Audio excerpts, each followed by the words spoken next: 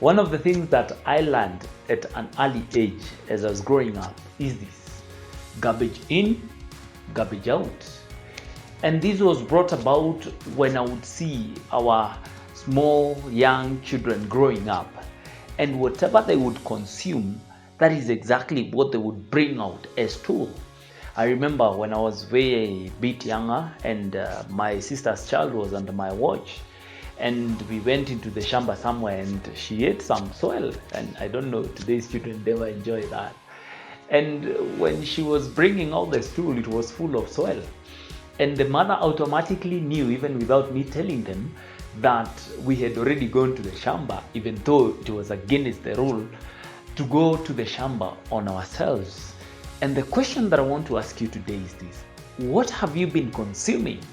Because when we look at whatever the politicians are bringing out, whatever the men of the cloth are bringing out, whatever our neighbors are bringing out, whatever our husband and our wives are bringing out, we beg to ask this question: what have you been consuming?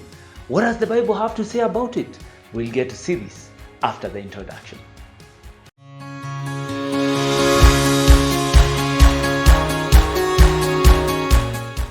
If there's one thing that will really paint the picture of the person who you are with, or who you want to be with, or who you admire to be, even without them opening their mouths to speak, is the way they do and they present themselves. Because one of the things that has really helped us as people to learn other people is the way they speak, whatever they bring forth, and how they present themselves. It has been of really good help for us to understand the people that we are dealing with each and every day. And one of the results of the things that I've spoken there before is what a person has been consuming.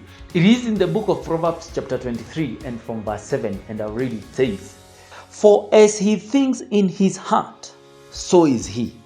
Eat and drink, he says to you, but the heart is not with you. As a man thinketh, so is he." So whatever you are seeing in a person, whatever you're seeing in a man, is as a result of his own thoughts. So many are the times that we are facing challenges in our lives and we are trying to complain that so and so did not do 1, 2, or 3 things for us to be in a position to be elevated to where we desire to be. But there's one thing that I came to tell you today. It is not the responsibility of another person for you to be where you want to be. I'm not disputing the fact that God will actually raise destiny helpers for you to be in a position to reach your goal. But I came to challenge you today and to tell you today that as you think, that is exactly who you are. When you see people walking in poverty, I have every reason to believe that poverty is not a curse. It is a choice that people make. Moreover, in the century and in the times that we are living today, where so many things are taking place, and even your talent itself, without the knowledge of school and without the knowledge of books, can make you to be a person of value. I tend to believe that poverty is a choice in our today's society. Why are you looking at it like as if it's a curse? And the way that you have set your mindset is the way that will determine where you're going. What have you been consuming? What have you been eating in simple terms? We see people who are obese. We see people who are so huge. And as much as we would love to complain about the genes in my body that make me big, I tend to believe it's all about what you eat. There are people who say, mimi hata sikulangi, lakini mimi bado huwa I am becoming big. But I tend to differ because you are a result of what you eat. So many young men, so many young ladies are finding themselves with the difficulties even in breathing because they have accumulated so much flesh in them that they are so huge and they can't even breathe. It is out of the abundance of what they are eating that is manifested on the outside of their body. And this is exactly what I came to enlighten you about today. What have you been bringing forth in terms of your words? Are they blessing? Are they curses? Are they abuses? Are they accusations? Are they complaints? Because as much as you want to tell us that you're a good person, we are waiting until you open your mouth, and then we will tell from that, are you a good person or are you a bad person? We are waiting to see how you will react. We are waiting to see your deed, whatsoever you will bring from the inside of you. That is exactly what we are waiting for us to see, what kind of a person you are. Don't just come and tell us that you are actually a good person. One of the challenges that we are facing today as the people who love God and are confessing salvation is this: our actions and our words are not aligning with one another. We are confessing water as much as we are taking wine, and these two don't go together.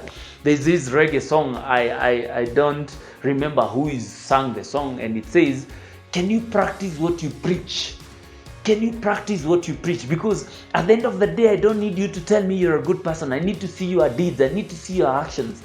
Because whatsoever you bring forth is out of the abundance of what you're putting in the inside of you. One of the things that we face as young men, moreover those who are not yet married and are looking forward to be married, is the lust that comes with the things and the images that we feed ourselves from the movies that we watch. The last one to be released was Sex Life. I have no issue with it. But the things that you're consuming from these movies, how are they taking you actually? Because it starts with a preview, the trailers that you watch, and you're like, we'll watch this thing.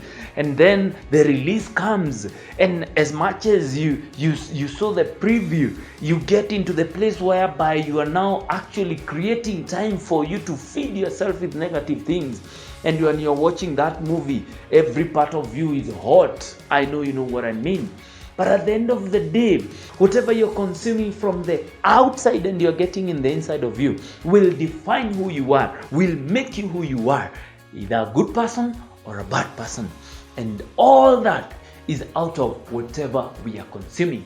How can we be in a position to gauge and to sieve whatever we are consuming so that we may become good people? It is well recorded in the book of Proverbs chapter 4 and verse 23, and it says, guard your heart above all else, for it determines the course of your life. When you're in a position to determine, is it of good purpose in my life? Will it lead me to the path where I want to be tomorrow or in the next 5 years? How is it adding to my character? How is it adding to my attitude? How does it make me relate with other people? When you have put everything that you're consuming on this gauge, then you'll be in a position to understand if I will consume it or if I will not. I will give you a good example. When we are given all these movies, and as young people we love exploring movies and seeing, there is that scene that will come up, and the question is, if you were with Jesus watching that scene, would you still feel comfortable?